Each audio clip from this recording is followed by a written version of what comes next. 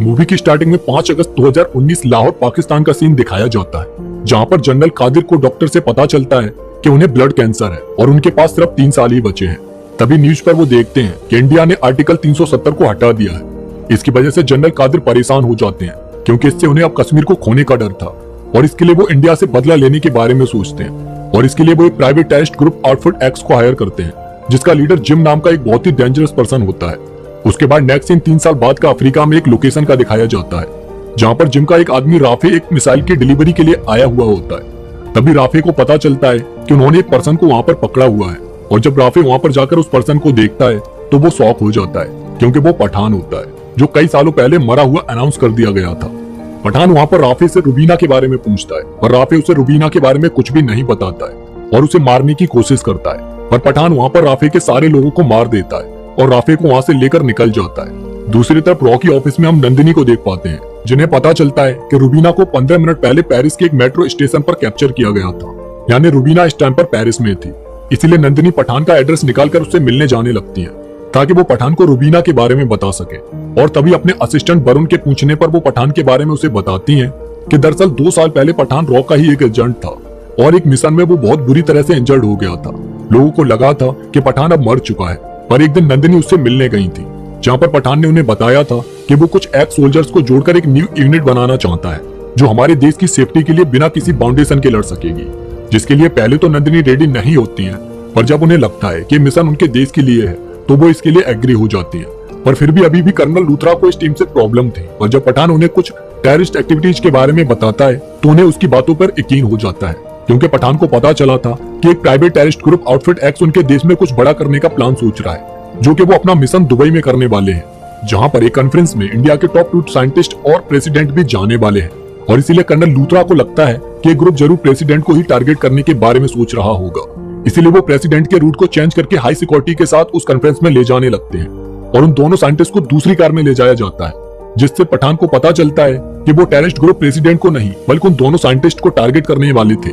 इसलिए वो उनको बचाने के लिए निकल पड़ता है, और तब तक वहां पर जिम आकर अटैक कर देता है और उन साइंटिस्ट को अपने साथ ले जाने लगता है। और तभी वहां पर पठान आकर जिम को रोकने की कोशिश करता है, और जिम पठान की कार को एक्सीडेंट करके उसके पास आता है और उसे बताता है कि वो भी उसकी तरह ही कभी अपनी भारत माँ के लिए लड़ा करता था, पर अब वो उसके अगेंस्ट है। वो वहां पर पठान की कार को ब्लास्ट कर देता है, पर पठान उस ब्लास्ट से बच जाता है और जिम के पीछे आकर उन साइंटिस्ट को बचाने की कोशिश करता है, जहां पर उन दोनों के बीच काफी देर तक फाइट होती है। पर फिर भी जिम उनमें से एक साइंटिस्ट को अपने साथ ले जाता है और पठान सिर्फ एक साइंटिस्ट को ही बचा पाता है। जब वो अपनी ऑफिस आता है तो कर्नल लूथरा उसे बताते हैं कि जिम पहले रॉ के लिए ही काम करता था, यानी वो भी एक इंडियन सोल्जर था, और एक बार उसने कुछ सोमालियन पायरेट्स के मिशन को अवॉर्ड करके कुछ होस्टेजेस को बचाया था, जिसकी वजह से वो लोग उससे बदला लेना चाहते थे, और उसी की वजह से उन्होंने जिम और उसकी वाइफ को पकड़ लिया था। उस टाइम पर जिम की वाइफ प्रेग्नेंट थी। उन्होंने जिम और उसकी वाइफ को छोड़ने के लिए रॉ से 100 मिलियन की रैंसम मांगी थी, पर रॉ ने उन्हें वो पैसा देने से मना कर दिया था, जिसकी वजह से जिम की वाइफ और बच्चे को उन लोगों ने मार दिया। पर जिम कैसे भी वहां से बच निकला था। रॉ को लगा था कि जिम मर चुका है, पर अब उन्हें पता चला था कि उसने अपनी वाइफ और बच्चे को खोने के बाद आउटफिट एक्स को शुरू किया था, और तभी से वो इंडिया और देशभक्ति से नफरत करने लगा था। रॉ ने एक बेस्ट सोल्जर को एक टेररिस्ट में कन्वर्ट कर दिया था, चंद पैसों को बचाने के लिए। उसके बाद पठान को अपनी टीम से पता चलता है कि डार्क नेट पर एक रक्तबीज नाम का वर्ड कई बार यूज किया गया है। साथ ही दुबई में जिम के जो लोग मारे गए थे वो सब एक्स सोल्जर्स थे, और हाल ही में उन लोगों के अकाउंट में एक पाकिस्तानी डॉक्टर रुबीना के अकाउंट से पैसे ट्रांसफर किए गए थे, और इस टाइम पर उसकी लोकेशन स्पेन में थी।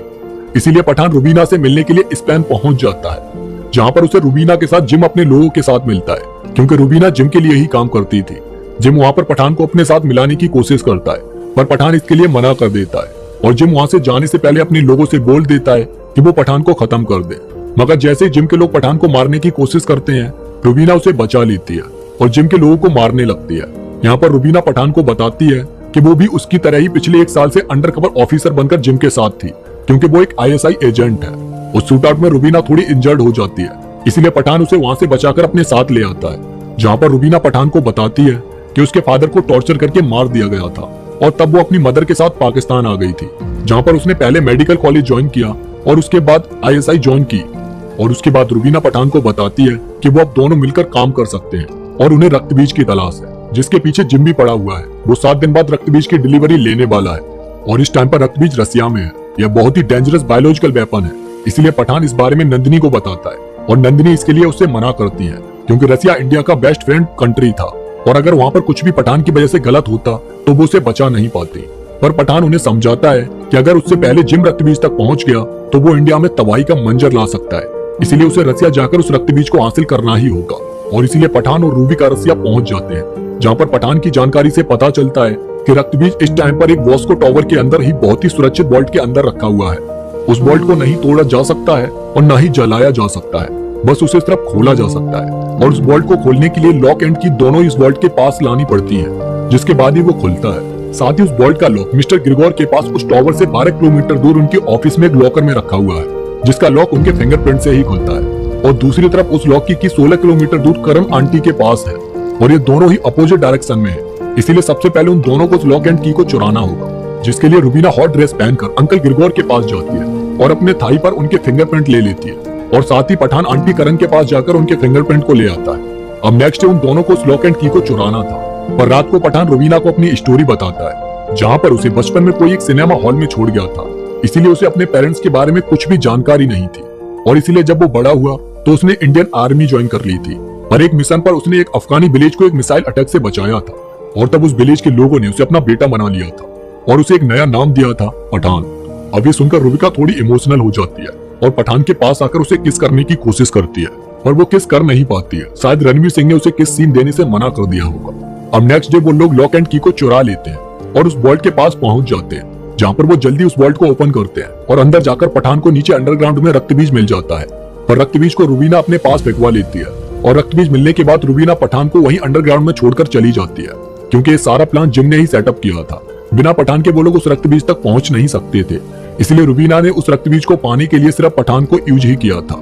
अब रसिया की पुलिस पठान को पकड़ लेती है और जब नंदिनी को वहां पर बुलाया जाता है तो वो बोल देती है कि उनका पठान के साथ कोई भी कांटेक्ट नहीं है, वो जो सजा उसे देना चाहे दे सकते हैं। और इसीलिए पठान को एक ट्रेन में ले जाकर कुछ डेंजरस कैदियों के साथ छोड़ दिया जाता है, जहाँ पर वो उसे मारने की कोशिश करते हैं। पर तभी वहाँ पर पठान को बचाने के लिए टाइगर आ जाता है, यानी कि सलमान खान, और वहाँ पर उन दोनों की फाइट उन कैदियों से काफी देर तक चलती है और इस तरह टाइगर की हेल्प से पठान बच जाता है। अब नेक्स्ट सीन प्रेजेंट का दिखाया जाता है, जहाँ पर नंदिनी पठान के पास आती है और उसे रुबीना की लोकेशन के बारे में बताती है और इसलिए पठान पेरिस में रुबीना के पास पहुंच जाता है, जहाँ पर रुबीना पठान को बताती है कि वो रक्तबीज एक स्मॉल पॉक्स वायरस का सैंपल है और जिम ने उसे चुराकर साइंटिस्ट डॉक्टर साहनी के साथ मिलकर उसका एक दूसरा म्यूटेंट रेडी किया है, जो पहले वाले वायरस से बहुत ज्यादा डेंजरस है और उसकी वैक्सीन किसी भी देश के पास नहीं है। दरअसल रुबीना से पठान को पता चलता है कि जिम को ये काम पाकिस्तानी जनरल कादिर ने दिया था और अब वो उस वायरस को किसी भी देश में फैलाकर वहाँ के लोगों को उस वायरस से इन्फेक्टेड करना चाहते थे। साथ ही रुबीना पठान को यकीन दिलाती है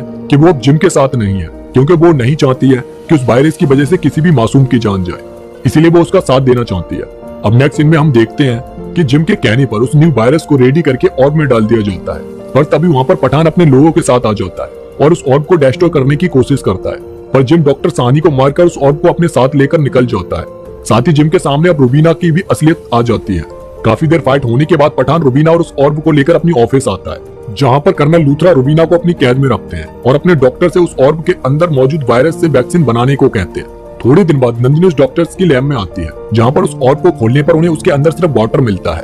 पर तभी उनके सिस्टम को हैक करके जिम उन्हें बताता है कि उसने उस ऑर्ब को कुछ इस तरह से डिजाइन किया था कि उसे खोलते ही उनकी लैब में जितने सारे लोग हैं वो सारे उस वायरस से इन्फेक्टेड हो गए हैं और अब वो वायरस उनके अंदर ही है और अगर वो लोग बाहर जाएंगे तो उनके कांटेक्ट में आने से वायरस सारे लोगों में फैलने लगेगा। इसीलिए नंदिनी डिसाइड करती है कि वो अपने लोगों को बचाने के लिए उस लैब के अंदर ही सैक्रिफाइस देकर सबको बचा लेगी और इसलिए उस वायरस को खत्म करने के लिए उस लैब में मौजूद सारे लोग खुद को सूट कर लेते हैं और उस लैब को डिस्ट्रॉय कर दिया जाता है। इससे पठान को बहुत बुरा लगता है और उसके बाद जिम कर्नल लूथरा और बाकी लोगों को थ्रेट करता है कि अगर कश्मीर से 24 घंटे में इंडियन सोल्जर्स को नहीं हटाया गया तो वो दूसरे वाले वायरस ऑर्ब को मिसाइल के थ्रू इंडिया की किसी भी सिटी में फैला देगा। उसके बाद पठान को राफी से पता चलता है कि इस टाइम पर जिम अपनी मिसाइल के साथ अफगानिस्तान में है और इसीलिए पठान रुबीना के साथ अफगानिस्तान पहुंच जाता है, जहां पर एक बार फिर से जिम और पठान एक दूसरे के सामने आ जाते हैं और वहां पर उन लोगों के बीच फाइट स्टार्ट हो जाती है। उस फाइट में जनरल कादिर को भी रुबीना मार देती है और पठान जिम के पीछे जाता है और तब उसे पता चलता है कि जिम ने उस रक्त बीज को मिसाइल के अंदर नहीं रखकर एक प्लेन में रखा हुआ है, जो कि इस टाइम पर दिल्ली में लैंड होने वाला है। इसीलिए कर्नल लूथरा उस फ्लाइट को लैंड होने से मना कर देते हैं और जिम पठान को बताता है कि उसके पास उस रक्त बीज का डिनोनेटर है, जिससे ही वो उस ऑर्ब को बंद कर सकता है, क्योंकि 5 मिनट बाद वो ऑर्ब फटने वाला है। इसलिए पठान उस डेनोनेटर को लेने के लिए जिम के साथ फाइट करने लगता है और काफी देर फाइट करने के बाद फाइनली पठान उस डिनोनेटर को लेकर उस ऑर्ब के टाइमर को रोक देता है और इस तरह वो लोग सेफ हो जाते हैं। और उसके बाद पठान जिम का काम तमाम कर देता है और इसी के साथ इस मूवी की भी एंडिंग हो जाती है।